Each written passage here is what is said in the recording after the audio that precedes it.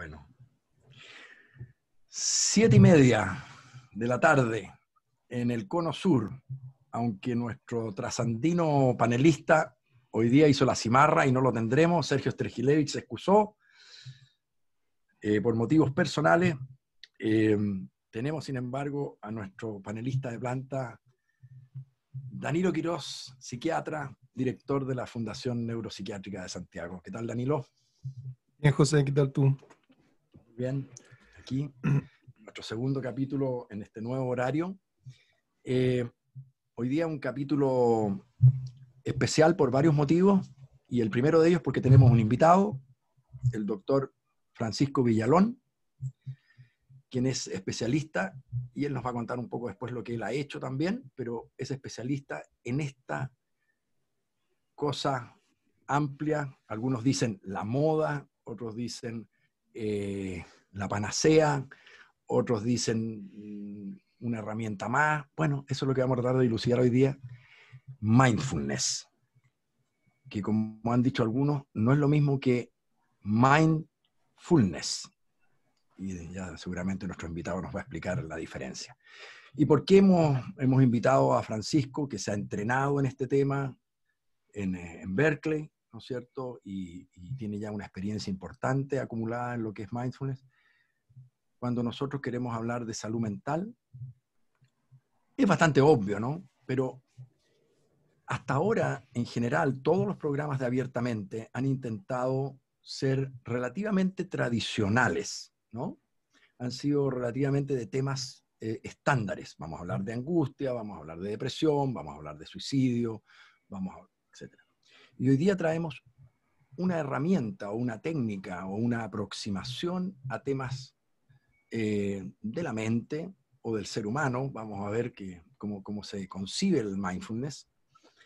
Justamente lo hacemos porque creemos que mindfulness está haciendo aportes, ha hecho aportes y ya ha ganado un espacio en lo que es las herramientas, las posibilidades terapéuticas de que disponemos en salud mental en general. Estamos hablando de una aproximación que tiene estudios, que tiene evidencia significativa en diferentes patologías, en el sentido de poder aportar alivio, curación, etc.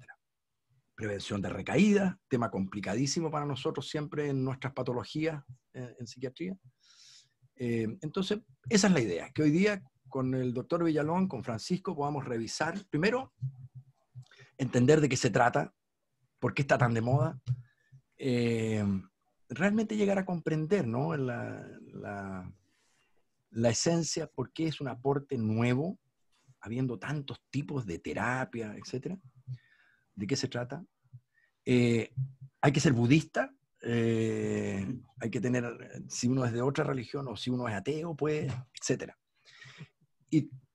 Y después de dilucidar esas cosas generales, queremos entender realmente cómo funciona y, por qué no decirlo, queremos también ver la posibilidad de que este capítulo de hoy sea un aporte a la gente que está lidiando con el estrés de esta pandemia que todavía está en pleno curso, que creemos que está en una bonanza. Algunos dicen solo un recreo hasta la segunda ola, no sabemos, pero lo que tenemos ya es bastante estresante.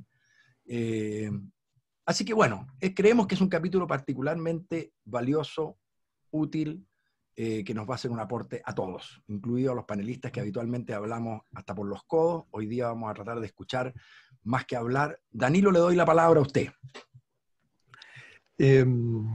No, redundar nomás con lo que tú dices, José.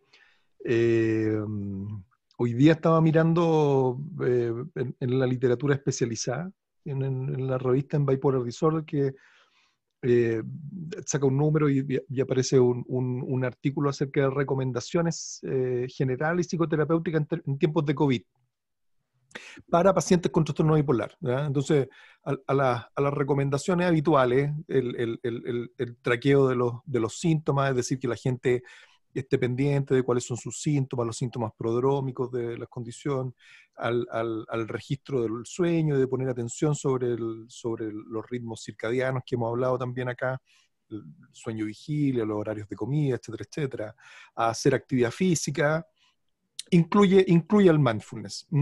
Y eso, y hace ya algunos años, yo creo que hace unos 5 años, me parece a mí, en los congresos de la especialidad, digamos, de trastorno bipolar, ver a líderes de opinión que hablar no solamente de los aspectos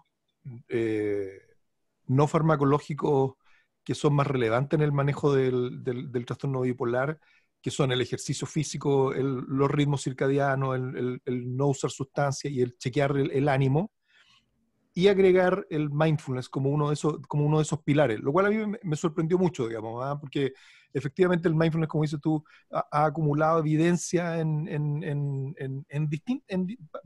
para distintas condiciones, distintas situaciones, pero el que se agregue, digamos, como una indicación específica en una condición bien específica como el trastorno bipolar, a la par de, por ejemplo, el ejercicio físico o a la par de registrar, es bien sorprendente, y en ese sentido quiere decir que no es solamente una recomendación general, así que le puede hacer bien a cualquiera, como uno le podría decir, mira, no sé, no coma grasas saturadas o no fume porque fumar es malo, sino que es algo un poco más específico, algo así, mira, le hace bien a cualquiera, pero probablemente a personas con trastorno bipolar hace algo específico que ayuda a la estabilidad del ánimo, así como otras condiciones, y en ese sentido eso, solamente aportar eso, José. Genial.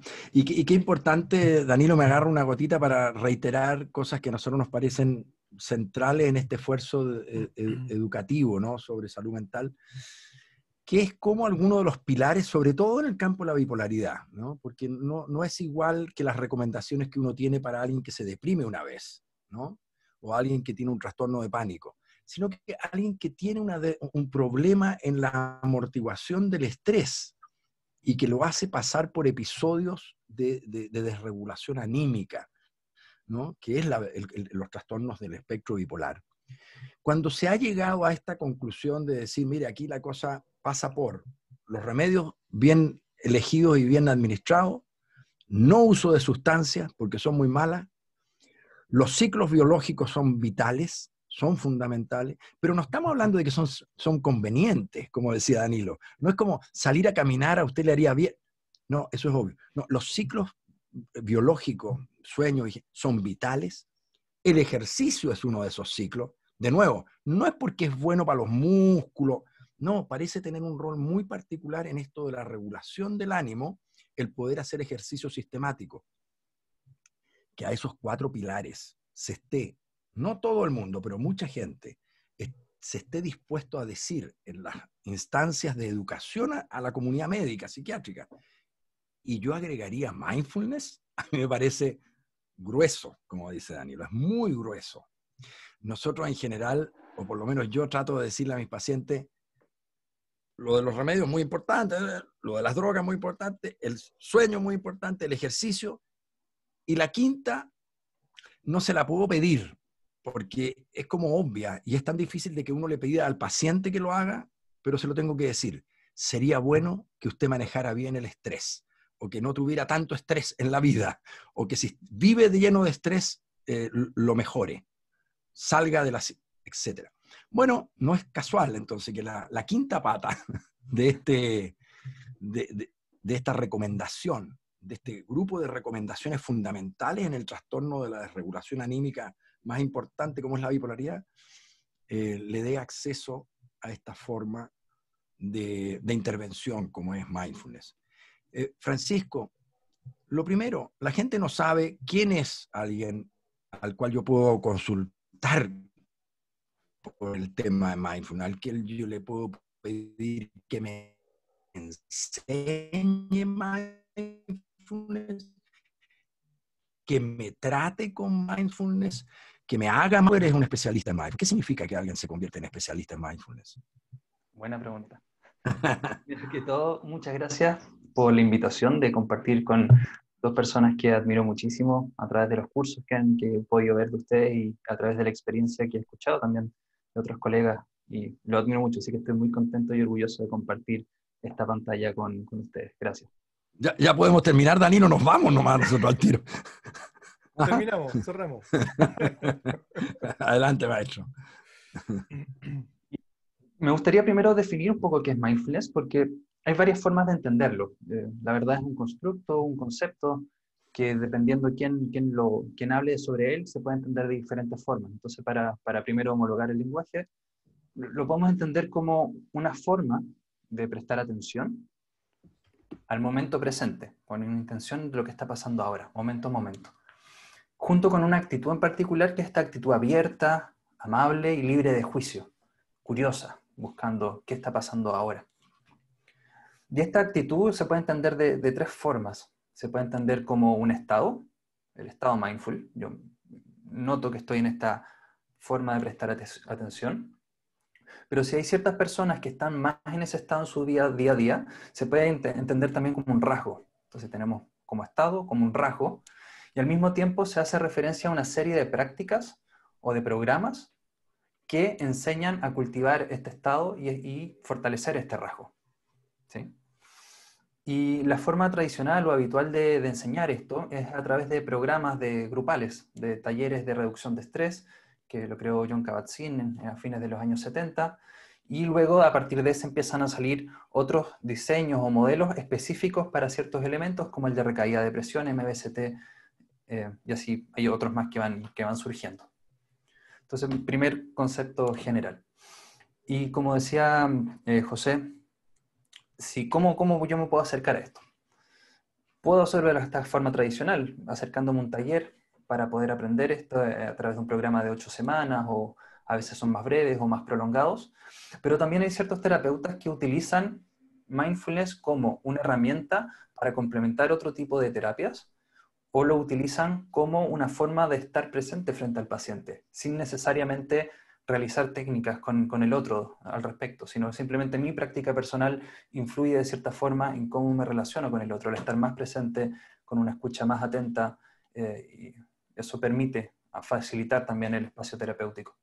Entonces tenemos varias formas, ¿no? Ya sea de forma individual, de forma grupal, o simplemente con un terapeuta atento que practique, pero sin enseñar la técnica puntual. Por experiencia, digamos, sería esa última manera. Claro, como de encarnación, podríamos decirlo, como que encarna la práctica. Uh-huh, uh-huh. Ahora, tú eres médico cirujano, te formaste como todos nosotros, y llevaste a cabo entonces una serie de procesos para poder convertirte hoy día en un especialista en esto. Claro, efectivamente, médico cirujano, con una gran afinidad por la salud mental. Trabajé un tiempo en el consultorio en salud mental y ahora en otro centro también en salud mental. Y el camino es medio gris, nadie lo tiene muy claro. Hay algunos caminos informales, otros formales y otros académicos para formarse como instructor. Y al mismo tiempo depende mucho de cada universidad, cada uno tiene su propio programa. Entonces, el camino habitual es hacer un programa, por ejemplo, en Oxford, haces el curso de forma vivencial, luego vas haciendo unos retiros, luego vas haciendo cursos, luego hay un proceso de supervisión y luego te valías como instructor certificado de ese programa de esa universidad. Ese es como el proceso más formal o académico. Hay algunos que pueden hacer un magíster también en eso, pero hay otra serie de formaciones informales que a veces no está tan claro su Y lo función. pregunto porque esto puede ser un problema, lo es con frecuencia hoy en día en términos de quiénes son los proveedores de salud, en aquello que parece un poco más alternativo. Bueno, la verdad es que tristemente hemos visto que incluso en cosas que no son particularmente alternativas, se han visto proveedores de salud que no estaban autorizados para hacerlo, digamos. Entonces, hasta en cirugía lo hemos visto, ¿no? Pero entonces, lo que uno podría pedirle a un profesional que me va a mí a ofrecer enseñarme mindfulness o tratarme con mindfulness, debería ser que fuera un instructor en mindfulness, acreditado por alguna institución formadora. Eso sería lo ideal y con formación continua y con práctica personal. Probablemente la práctica personal es una de las cosas que más hace la diferencia y de hecho lo han estudiado, ¿no? ¿Cómo diferencia un instructor que practica versus uno que recién está partiendo que no ha practicado meditación personal, ¿no? Quizá, quizá en ese sentido uno podría hacer a lo mejor la diferencia entre el mindfulness como una práctica que puede tener distintos focos y la mindfulness que es que de la que queremos traer acá o que de la que queremos conversar, bueno, o acotar, que es como el mindfulness orientado hacia la medicina, ¿ah? Porque no solamente la psiquiatría, digamos, sino que el mindfulness de hecho parte en la psicosomática, digamos, en el área médica, digamos. Entonces, estamos hablando del mindfulness como una herramienta que puede ser parte de una indicación médica, ¿no? Y en ese sentido que algo que puede ayudar específicamente a ciertas condiciones. Y en ese sentido, claro, acotarlo quizá a esa discusión, porque probablemente existe un espectro, ¿verdad? Y el espectro termina termina a lo mejor en el Himalaya, digamos, ¿ah? Así, el espectro, porque de hecho proviene de ahí, digamos, o sea, proviene de una práctica, de una práctica de la meditación. Y quizás en ese sentido, Francisco, a lo mejor contarle a la gente, porque en las definiciones a lo mejor la gente no se puede hacer una idea de qué estamos hablando en términos de la forma. O sea, ¿cómo se hace? ¿Qué va a aprender una persona que efectivamente toma un taller de mindfulness o quiere introducirse en el mindfulness? ¿Qué es lo que se va a encontrar, digamos? En una primera instancia, hacer diferentes prácticas, algunas que son meditativas y las otras no son meditativas. Quizás a muchos les ha pasado que están en el cine, están muy metidos en la película, están ahí totalmente involucrados en la película, y de repente algo pasa que nos salimos de eso, y nos damos cuenta que estamos sentados, que hay gente comiendo cabritas, nos damos cuenta que estamos en el cine, ¿sí? Y nos damos cuenta que estamos ahí, no en la película. Y ese estado como de darse cuenta que está pasando ahora, sin estar en esta divagación mental, estar en lo que va a pasar mañana, lo que pasó ayer, es este estado mindful. Y a través de distintas prácticas uno lo cultiva. Una de las primeras prácticas que se hacen es comiendo pasas. Se parte comiendo un fruto seco, por ejemplo, y llevando toda la atención a esto, cómo huele, cómo sabe, cómo se toca, cómo se observa, cómo se escucha. Y luego de introducir este tipo de prácticas con la alimentación, se puede hacer con otras cosas, lavando los platos, duchándose. Y también se van introduciendo después prácticas de meditación, llevando la atención a un punto específico, por ejemplo, la respiración o el cuerpo o un objeto que está al frente de uno. Entonces se puede practicar de dos formas, ¿no? Una práctica formal y otra informal. Ahora, es algo que de nuevo, uno lo va a aprender para hacerlo durante un rato, o es algo que uno tiene que incorporar, ¿ah? Como un dispositivo o un hábito. Sí, hay que incorporarlo. Es un hábito, una forma de presentarse, una forma de afrontar a las cosas, ¿no? Uno parte fortaleciendo la atención para luego llevarla al cuerpo, a las emociones, a recuerdos y luego a enfrentar lo desagradable también, cómo yo afronto el estrés. Entonces, más que una forma de evitar el estrés, es una forma de afrontar el estrés. En vez de reaccionar con un patrón automático habitual, busco una forma de responder más creativo, no tan automático, y poder ver otras alternativas a mi reacción habitual. Por eso dialoga también con algunas terapias cognitivas, por ejemplo. Sí, pero antes incluso de meternos en aquello que de hecho ha sido uno de los réditos importantes de Mindfulness, que es este programa para la reducción del estrés, ¿no? Que está como patentado internacionalmente. Pero antes de eso, esto en el fondo tú estás hablando que incluye la meditación. No es solamente meditación, pero incluye un estado de meditación. Exacto. ¿Por qué esto es un aporte que se acerca al mundo de la salud, o por qué podríamos decir hoy día está siendo incorporado como en el panel de aproximaciones terapéuticas en ciertas patologías, versus lo que podría haber sido históricamente que uno le dijera a sus pacientes, de hecho uno lo hacía de repente, ¿por qué no se mete? A usted le haría súper bien hacer yoga, ¿no? Pero a otros uno decía, ¿sabes qué? Usted es tan neura que no le para la cabeza, entonces a usted le haría bien aprender a meditar.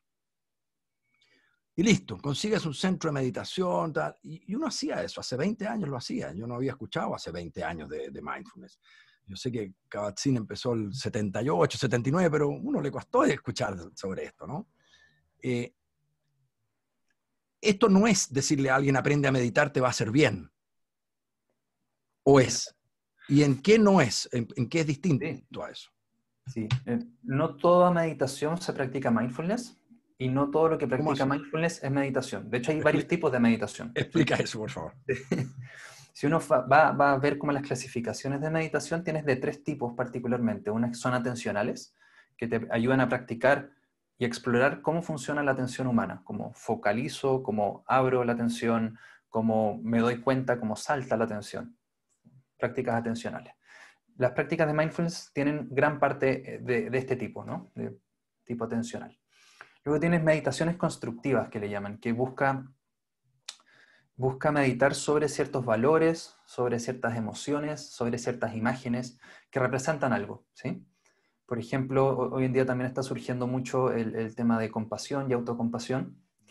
Y también hay prácticas meditativas sobre el tema que buscan meditar sobre esta sensación o emoción que surge de la compasión a través de evocar imágenes, evocar recuerdos y mantenerse en eso. Entonces, me construyo en torno a algo, y en este caso, la compasión.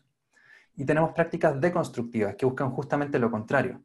Tengo un patrón que no me acomoda, entonces medito sobre eso para ir detectando los detalles de los diferentes puntos. Por ejemplo, para dolor crónico, uno al sentir dolor es como un paquete, ¿no? Paquete emocional, cognitivo, físico.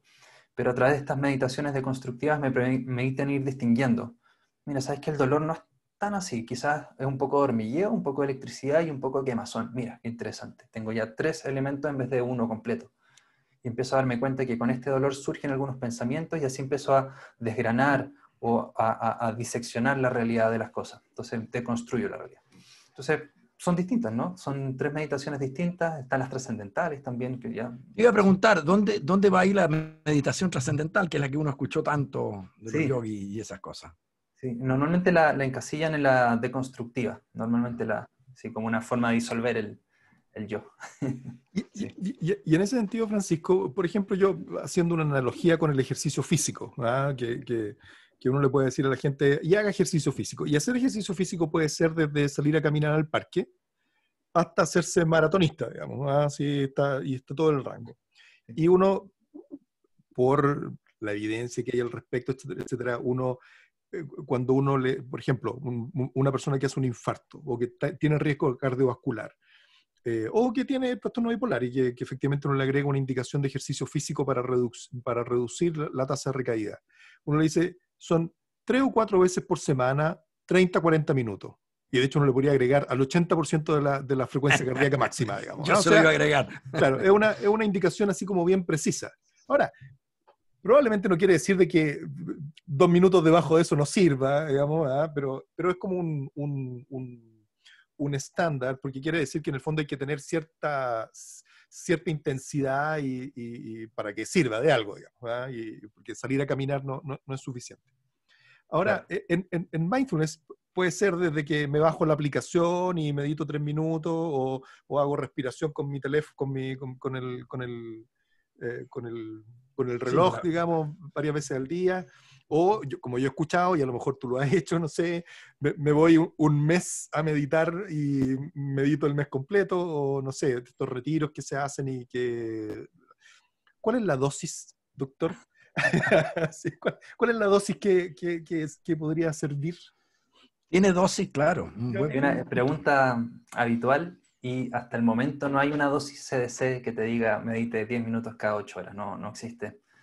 La verdad todavía no hay una recomendación exacta, pero basándose en los estudios que hay, uno se da cuenta que hay un efecto dosis-respuesta. A más meditación hay más efecto. Muy diferente a si hay una gran meditación. Si no tengo nada de experiencia, me voy a un súper retiro de un mes en silencio. Quedo loco. Claro, algo puede pasar, ¿no?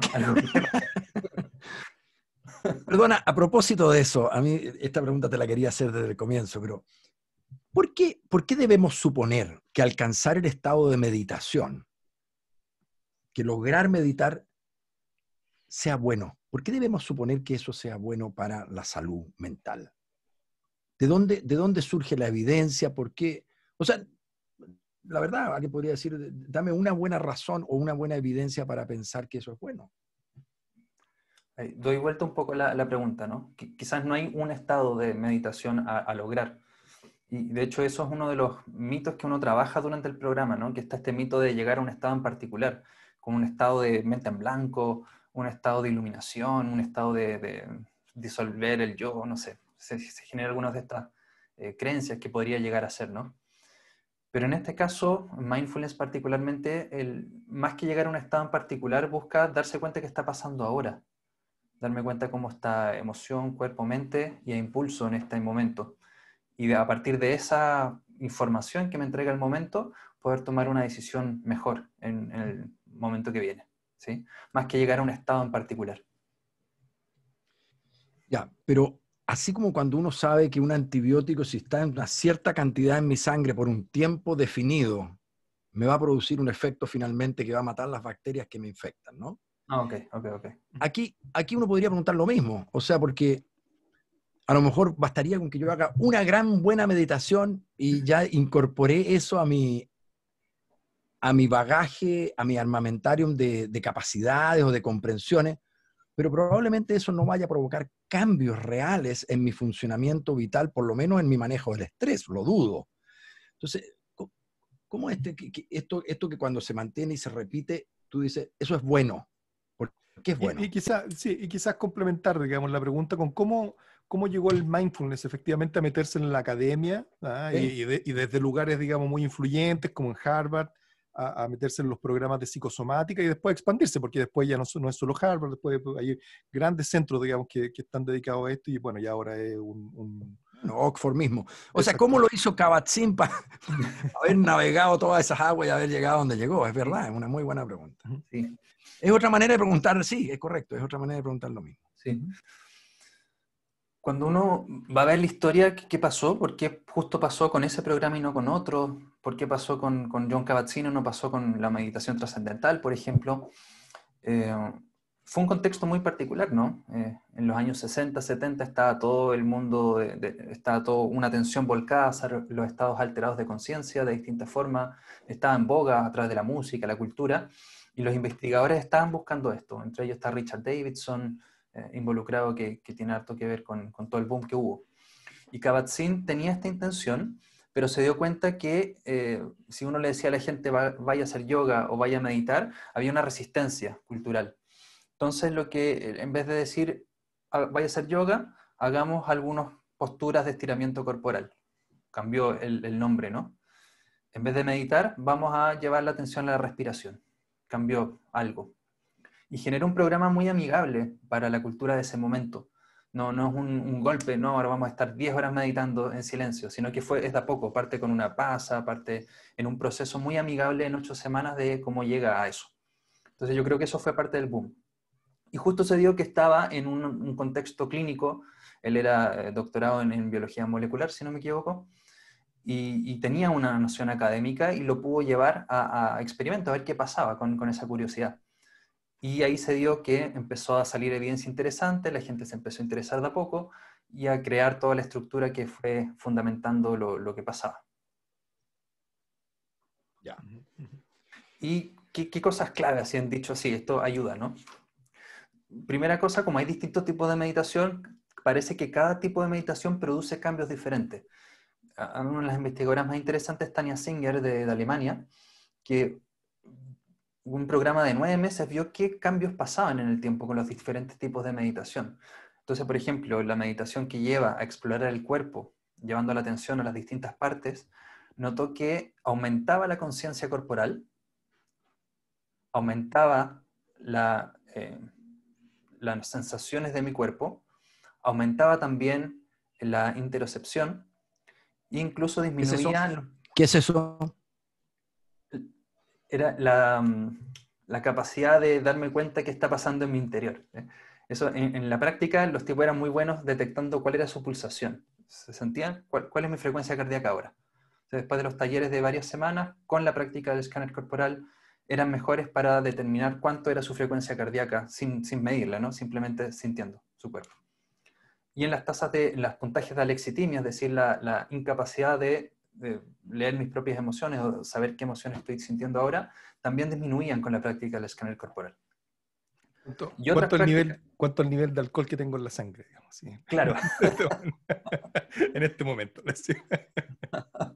No, señor carabinero, es mucho más bajo lo que usted Claro, dice. es mucho más bajo lo que usted está diciendo. Ya. Oye, y entonces, ¿a quién? La pregunta yo sé que puede tener una respuesta en una sola palabra y muy, muy general, pero vamos más allá.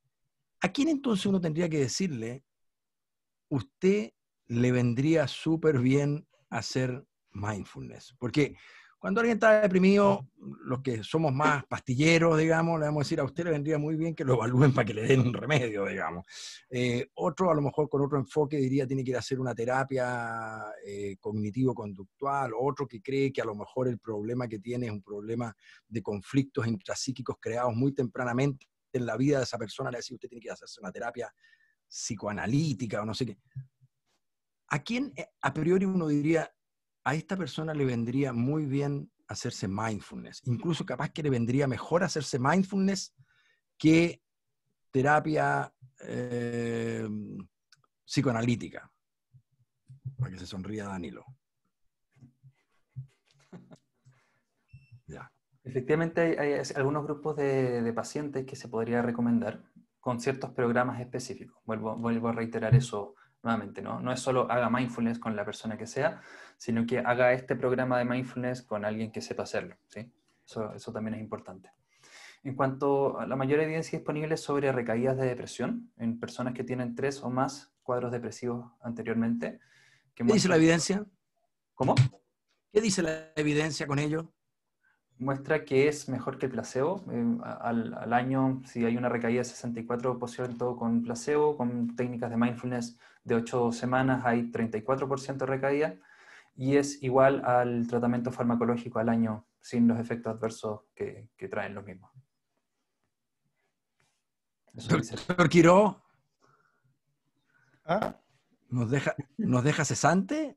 No, en el sentido de que la evidencia que muestra Francisco es muy, muy impactante. Estamos hablando de que todos sabemos la alta recurrencia de los trastornos depresivos. Sí. Y nos está diciendo algo así como que alguien aplica 8 sesiones de este tipo de aprendizaje y reduce a la mitad la frecuencia de recaídas, que sabemos es muy alta en depresión, a la mitad, con 8 sesiones. Y en otro caso dice que puede ser equivalente a la farmacoterapia para mantener la prevención de recaída.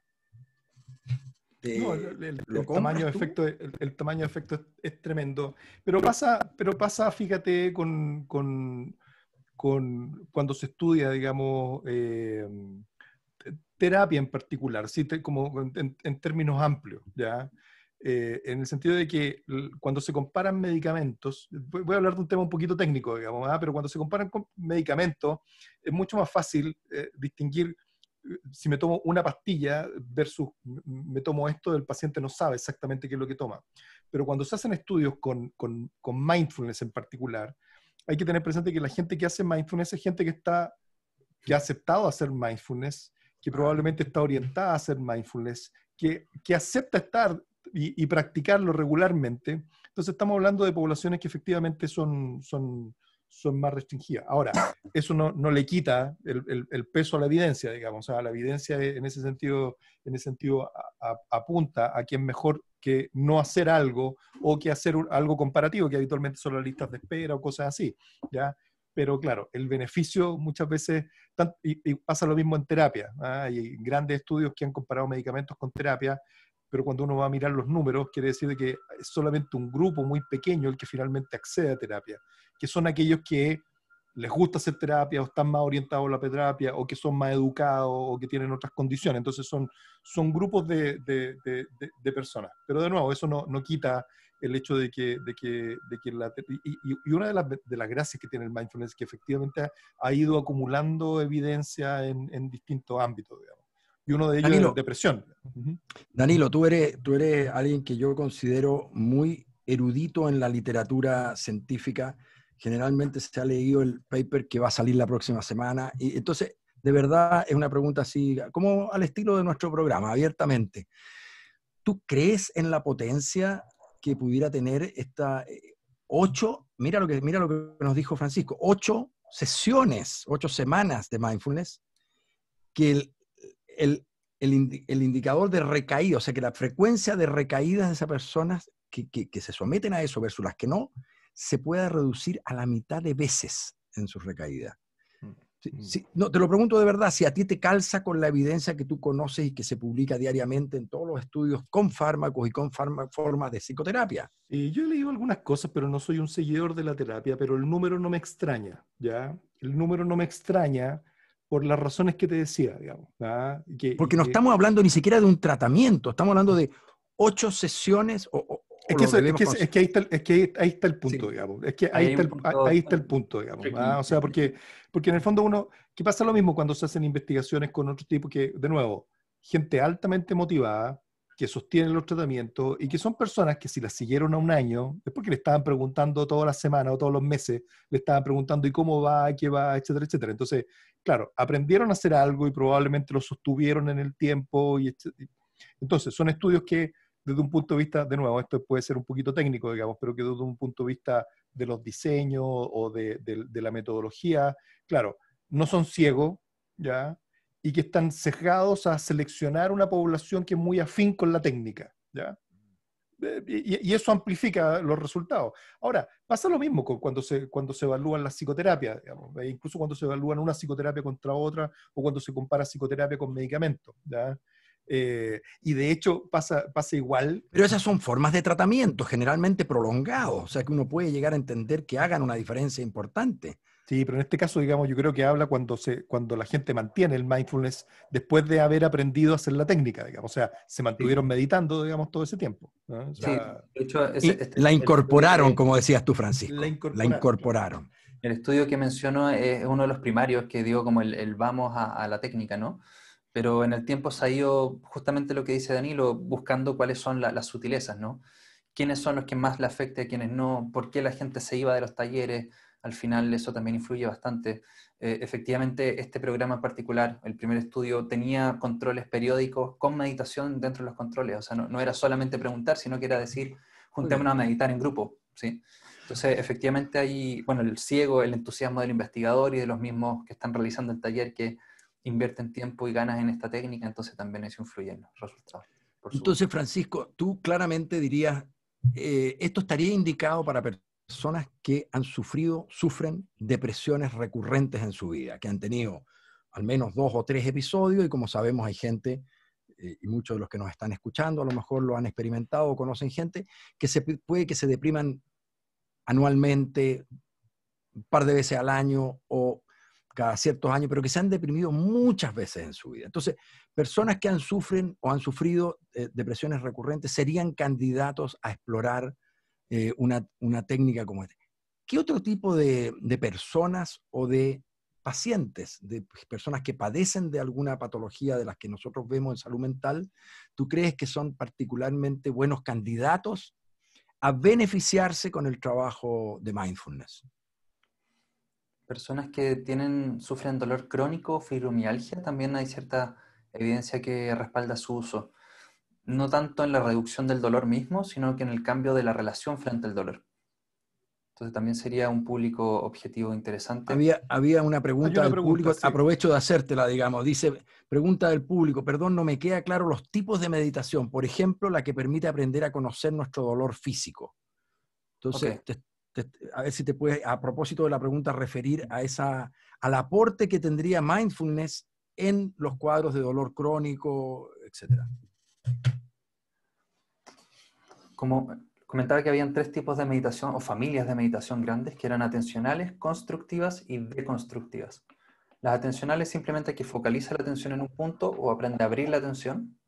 Las constructivas, las que medita en torno a algo, a una emoción, un valor, una imagen. Y las deconstructivas que busca separar o desgranar la experiencia con más detalle, ¿sí? Y en este último uno podría buscar ciertas técnicas que exploren el dolor para deconstruirlo, buscarlo en los detalles. Mira, cada vez que me duele acá, me vienen ciertos pensamientos, contraigo el músculo y eso hace que me duela más aún, por lo cual puede ser interesante. En pacientes que tienen dolor crónico, tienen esta contracción muscular casi prolongada que genera isquemia microvascular, y eso a través del mindfulness, al prestar la atención que estoy contrayendo el músculo, puedo ir relajándolo para evitar ese ciclo que va manteniendo el dolor crónico, por ejemplo. ¿Y hay evidencia? Perdona, dale Danilo, dale Danilo. ¿Y esos programas, cuánto duran los programas dirigidos al dolor y los orientados a psicosomática o enlace? Ahí fue lo que hizo John Kabat-Zinn en reducción de estrés de 8 semanas. Ah, ya, el mismo programa, digamos. Ya. De hecho, la principal población que tuvo Kabat-Zinn en su inicio eran personas con dolor crónico. Sí. ¿Y qué es lo que se demuestra? ¿Que son personas que requieren menos analgésico a través de la vida o en el tiempo, que tienen menos discapacidad con el uso de mindfulness? Menos analgésicos es una cosa y mejoran funcionalidad también. Y calidad de vida también, como expresión de se me alivia el sufrimiento. Quizás mantengo el dolor, pero mejoro mi calidad de vida porque aprendo a convivir con él de mejor forma. Me pasa lo mismo, pero ya no me importa, como decía en el chiste de los psiquiatras, digamos. Sí, básicamente. Sí. Bueno, pero en todo caso en dolor, eso sí sabemos hace mucho tiempo que la conexión emocional del dolor lo agrava muchísimo y que por lo tanto posibles modulaciones de aquello pueden hacer que uno sienta el dolor, pero lo sufra menos. Y eso no es menor. Eso no es menor para alguien que sufre de dolor crónico. También, sí, así, adelante. para nombrar algunos elementos puntuales. También en cuanto a ansiedad, se ha visto disminución. Personas con altos puntos de estrés también ha visto disminución. En cuanto a evitar o disminuir consumo de drogas también, recaída de consumo de drogas, también se ha planteado como una opción. Un programa súper específico también, con técnicas cognitivas, entre otras cosas, pero también ha demostrado evidencia en disminuir. En tabaco, la evidencia que he leído es bastante interesante también. Y para mejorar hábitos alimenticios en el tiempo, también hay una evidencia interesante, como cambio de hábito alimenticio. ¿Podría uno bajar de peso? De forma leve a corto plazo, sí, y cambios de hábito de forma ya más moderada o grande como tamaño de efecto, sí. Oye, yo no sé si tenías alguna pregunta sobre esto, Danilo, porque yo quiero hacer que Francisco nos cambie un poquito el foco del tipo de persona a la que puede ayudar esto. Mira, nosotros ya tuvimos un capítulo y yo conté algunas experiencias personales. Esto yo entiendo que se llama atención plena. ¿Esa sería la mejor traducción de mindfulness? ¿Cómo podrías traducirlo al español, al castellano más coloquial? Sí, atención plena es como lo más difundido. Y Muy Francisco bien. Varela hablaba de conciencia plena. ¿Ya? Lo cual es bastante más complejo. Si uno habla de conciencia plena, Sí. me invita a pensar en cosas más complicadas, más altas, más elevadas, más trascendentales. Atención plena, como que la veo más concretita y más accesible, más asequible, perdón, ¿no? Entonces, ¿a ti te parece correcto hablar de atención plena como parte de lo que describe el fenómeno de la mindfulness, sí? Sí, me parece adecuado. Entonces te cuento que nosotros ya tuvimos un capítulo y que sería de alto interés saber si para aquellos que creemos que tenemos un grave problema de atención justamente, algunos que por ejemplo tomamos metilfenidato, que es una anfetamina terapéutica, por 30 o 40 años para poder más o menos mantener el foco, ¿qué podría a las personas con trastornos atencionales, con déficit atencionales, con trastorno por déficit atencional o con problemas atencionales que vengan de otro origen, pero finalmente personas que tienen seria dificultad para focalizarse, para prestar atención o para no prestar demasiada atención a tantas cosas que finalmente no hay atención en nada, está dispersa la atención? ¿Qué podría, crees tú, y por qué ofrecer mindfulness a este tipo de personajes? Sí. Bueno, hace un par de semanas antes de esto estaba revisando algunos estudios, un metaanálisis sobre déficit atencional y prácticas de mindfulness, y efectivamente tiene cierto efecto, pero habría que hacer mejores estudios, yo creo, un poquito más rigurosos y a largo plazo, pero podría ser algo prometedor. Cuando uno va a ver qué pasa en los cerebros de los meditadores, ya sea los que no tienen experiencia y partieron recién, o los que tienen muchísima experiencia, o los que son meditadores olímpicos que llevan 30 años con miles de horas acumuladas. Hay cambios en algunos centros atencionales a nivel cerebral que sería interesante. Así que sí podría tener algún efecto, aunque falta más evidencia clínica de su uso, pero podría ser una buena herramienta. Y hay lo que uno podría llamar contraindicaciones o personas a las cuales podría no serle útil. Y entiendo, digamos, por lo que tú dices, digamos, que el déficit atencional, claro, es de las cosas que a lo mejor no es lo más indicado y quizás no es lo que uno pensaría, digamos, en usar, pero contraindicaciones o efectos secundarios, ¿no? O sea, ¿Por qué dices eso, Danilo? ¿Por qué dices eso tú? Si yo pensaría al contrario, que una técnica que, está bien, el simbolismo es que se llama atención plena, debiera ser particularmente un aporte para personas que tienen una alteración en la atención. ¿sabes por qué lo dije? Porque cuando él dijo, no, hacen falta más estudios, eso significa que no. Cuando Está faltan bien, más estudios, ¿por qué? pero no nos olvidemos de que efectivamente estamos hablando de una condición como el déficit atencional subvalorado, donde su relevancia ha sido considerada menor porque, claro, nadie se muere de déficit atencional, a lo mejor uno se acostumbra y ha vivido siempre así, ni siquiera sabe que lo tiene, etcétera.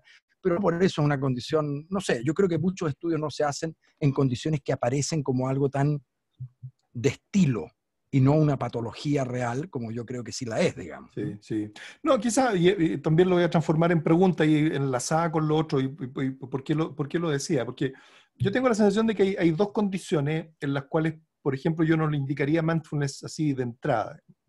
Uno es las personas con déficit atencional, así que no están tratadas, que son vistas por primera vez, digamos, porque efectivamente tienen que ir con una indicación a qué van a encontrar, a qué van, ¿ah? Porque efectivamente probablemente van a requerir hacer más esfuerzo y van a requerir, digamos, probablemente hacer un trabajo especial, porque si no van a rebotar, digamos, van a ir la primera vez, les van a decir que escuchen la paz, no van a escuchar ninguna cosa, no se van a poder ni siquiera sentar y se van a ir.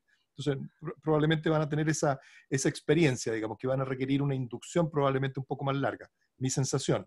Y el otro grupo son las personas que llamamos que tienen ansiedad generalizada, ¿ya? Que son las personas que se preocupan demasiado, que es precisamente un grupo que yo creo que se ve beneficiado, pues son personas con angustia, que probablemente se benefician de una técnica como el mindfulness, pero que sin embargo cuando les piden, así, ponga la mente en blanco, se les llena la cabeza de cosas, así, entonces pueden ser experiencias que les produzcan mucha angustia. De hecho, los pacientes dicen, no, doctor, no me mande para allá porque yo, cada vez que voy a hacer yoga o me dicen que ponga la mente en blanco, se me llena de cosas y me da pánico, ¿no?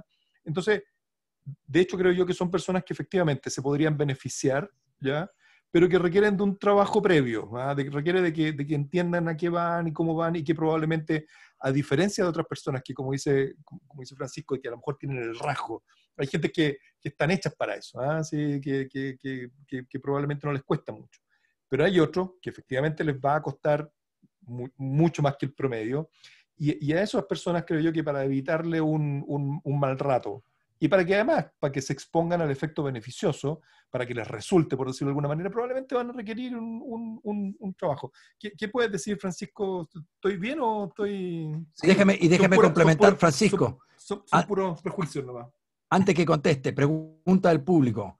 Dice, mi psiquiatra ha perdido varios pacientes que antes sufrían de pánico y cuando comenzaron con meditación ya no necesitaron medicación. hay que prepararse y buscar otra pega entonces. Ah, Sí. No. Bueno, qué bueno que esa persona requirió menos medicamento y se siente mejor con la práctica de meditación. Me alegro por esa persona. no, pareciera que lo que decía Danilo respecto de, a ver, voy a sonar un poco cínico, pero es como, no está indicado ir a una reunión de alcohólicos anónimos a aquel alcohólico que está borracho todas las noches porque no va a llegar a la reunión. ¿Ah? Pero no porque no es que no esté indicado para él, no es que no le vaya a servir. A mí se me ocurre que para la angustia generalizada, la ansiedad generalizada y para los problemas atencionales, el poder desarrollar la capacidad voy a decir globalmente, contemplativa primero, pero capacidad mindfulness, debiera terminar siendo tremendamente valioso y eventualmente se me ocurre, estoy hablando de algo muy intuitivo, como uno que es padecedor de déficit atencional. Se me ocurre que intuitivamente que sería muy terapéutico, pero estoy de acuerdo con Danilo que a lo mejor no llegue a la segunda sesión, porque en la primera arranque. Y se me olvidó ¿no? qué hora era. No, se me olvidó a qué hora era, se me olvidó que después tenía algo antes de qué, no sé qué, o la inquietud, la desesperación de decir, la inquietud interna, el desasosiego interno, me lo comentaba hace poquito alguien nomás, que tuvo un intento por mindfulness y no pudo soportarlo, no lo pudo soportar la primera sesión.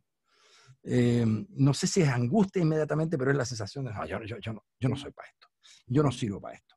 Por otra parte, si alguien es de la cultura de la meditación, a lo mejor voy a decir algo que no es cierto, pero se me ocurre que no necesita hacer mindfulness porque ya está hecho de una manera que se acerca filosóficamente al aquí y a la ahora con una suerte de mindfulness. ¿No? En ese sentido, claro, por eso la distinción de los programas, ¿no? Si mando a alguien para evitar recaída de presión a un programa de reducción de estrés, quizás no vaya bien porque la duración de las prácticas, la estructura del curso es diferente, ¿no? En la reducción de estrés las prácticas son más largas, duran 45 minutos algunas, ¿sí? Versus en el programa de recaída de presión son más breves, hay cierta amabilidad diferente o como va escalando las prácticas son diferentes. Entonces, depende mucho del grupo, ¿no? Entonces, ¿cuáles son las contraindicaciones? Primero, saber a qué grupo lo voy a mandar. ¿Lo voy a mandar a una reducción de estrés, a un MBCT de terapia cognitiva conductual, basada en mindfulness, o de recaída de consumo de drogas, etcétera? ¿Dónde lo voy a mandar? Segundo, claro, si está con una depresión severa, activa, con ideación, no es el mejor momento para mandarlo. Lo mismo Ideación suicida quiso decir usted, ¿no? ideación suicida, sí. Ideación suicida. Si alguien está en proceso psicótico, si tiene consumo activo de sustancias, si ha tenido trastornos disociativos también, no es muy recomendado porque puede gatillar incluso trastornos, episodios disociativos. Alguien que tenga un duelo activo actual tampoco es recomendado. Son algunas de las cosas que no se sugieren. De hecho, sí, y en los talleres, cuando son más bien clínicos, no, en realidad en todos los talleres uno tiene que advertir de esto. En los talleres que estoy realizando, cuando pasa esto, yo hablo con la persona por teléfono y a veces tenemos incluso una sesión para saber si es el mejor momento para hacerlo, ¿sí? A veces personas que tienen mucho estrés, están con mucha carga laboral, familiar, lo que sea, tampoco es el mejor momento. A veces no tienen el tiempo para hacer la práctica, entonces van a perder 8 sesiones sin poder practicar realmente. Entonces uno recomienda, bajemos un poco el estrés de otra forma y luego cuando tengas tiempo vuelves a tomar este taller, ¿no? También es una opción. Y como efectos adversos, perdón. No, adelante. Y como efecto adverso, se han descrito varias cosas, ¿no? Paradójicamente, incluso hasta cuadros depresivos gatillados por prácticas de meditación, sobre todo cuando son retiros más prolongados, ¿sí? Eso también tiene sentido. Pero en personas que pueden tener cuadros de disociativos, ansiedad, adicción a la meditación, pueden aumentar conductas evitativas a través de la meditación. Ya no me enfrento a los problemas, ahora me siento a meditar, lo cual también puede ser un problema, ¿no? Y en personas que meditan por mucho más tiempo, en retiros de silencio, por ejemplo, pueden haber cuadros curiosos, bien curiosos. Sí, pueden pasar cosas. Dice aquí del público, dice, yo hice varios talleres de mindfulness y luego de ello un efecto colateral que tuve fue que mis actividades mensuales en el trabajo que realizaba los primeros 15 días del mes, las comencé a realizar en menos de 7 días. Este es un converso ya, pues este está es un fan. Así es un fan, más enfocada sin quererlo. Este es familiar suyo, doctor Villalón. Pero interesante, que la efectividad. Y hay otra que dice, si la atención plena, esta la voy a leer porque está difícil para entenderla para mí.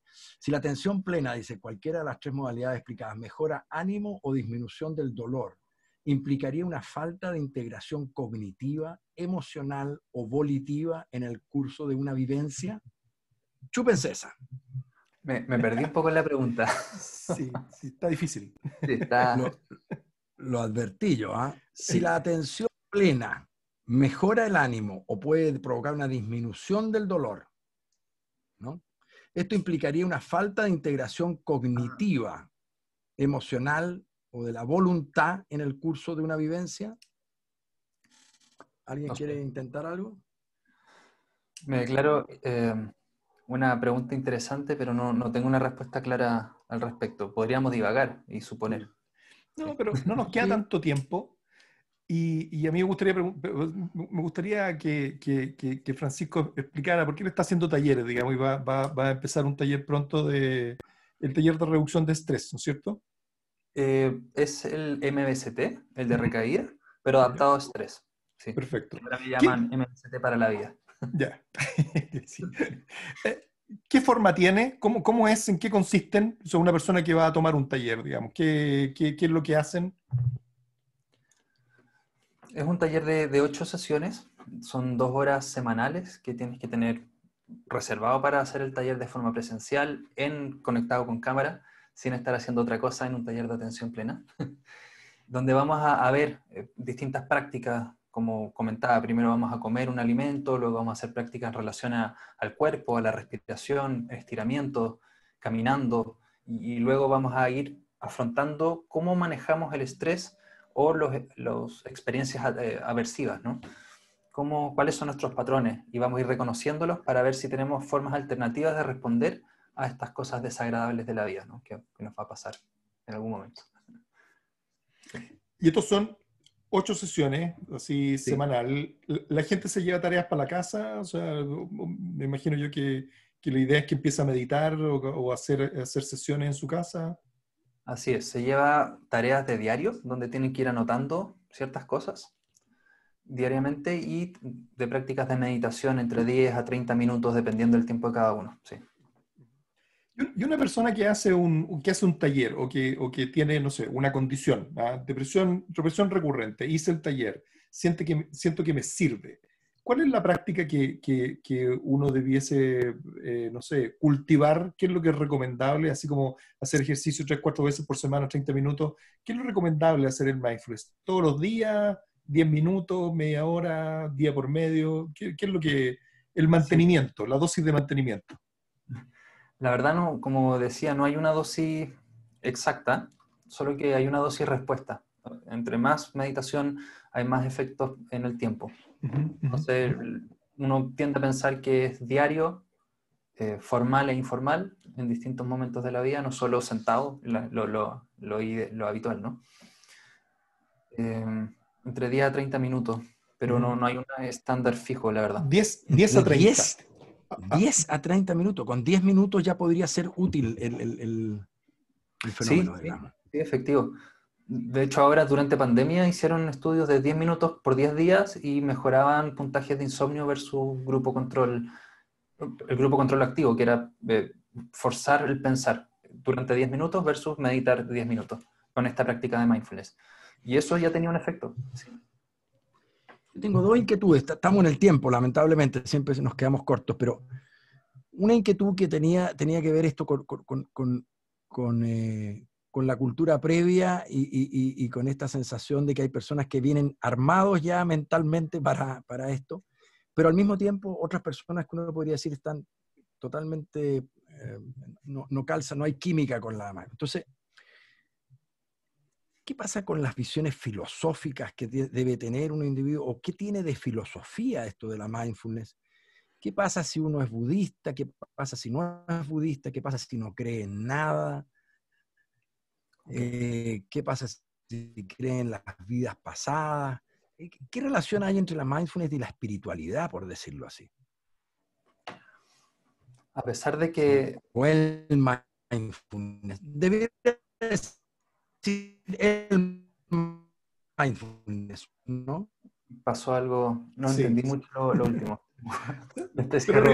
Pero no importa. Mindfulness y espiritualidad. Se nos pixeleó un rato, profesor.